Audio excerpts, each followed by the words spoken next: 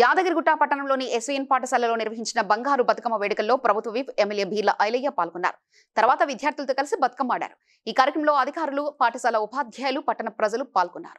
IPS గా ఎన్నో ఉద్యోగాలు సాధించడానికి ఈ యాజమాన్యం, ఇక్కడ ఉన్నటువంటి ఉపాధ్యాయులు ఎంతో చక్కగా విద్యార్థుల భవిష్యత్తును తీర్చిదిద్దినందుకు మరొకసారి వాళ్ళందరికీ శ్రీ యాదగిరి లక్ష్మణస్వామి ఆశీస్సులు ఉండాలని కోరుకుంటూ, తెలంగాణ సాంస్కృతిక సాంప్రదాయాలకు ఒక ప్రతీకైనటువంటి ఈ బతుకమ్మ పండుగ, నిజంగా బతుకమ్మ పండుగ అంటేనే ప్రకృతిని ఆరాధించే పండుగ.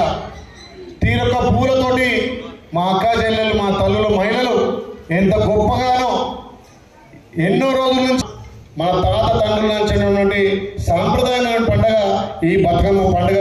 అందుకే ఈ ప్రజాప్రభుత్వం గౌరవ ముఖ్యమంత్రి రేవంత్ రెడ్డి గారు కూడా రేపు 21 నుంచి 30 తారీఖు వరకు లక్ష్మణస్వామి ఆశీస్సులు మెండుగా ఉండి ఇంకా దినదినాభివృద్ధిగా పేద పిల్లలకు అన్ని రకాల విద్యతో పాటు ఇక్కడ వసతులు కల్పిస్తున్నటువంటి ఈ ఎస్వీఎన్ స్కూల్ యాజమాన్యానికి, ఇందులో బోధిస్తున్నటువంటి ఉపాధ్యాయులకు పేరు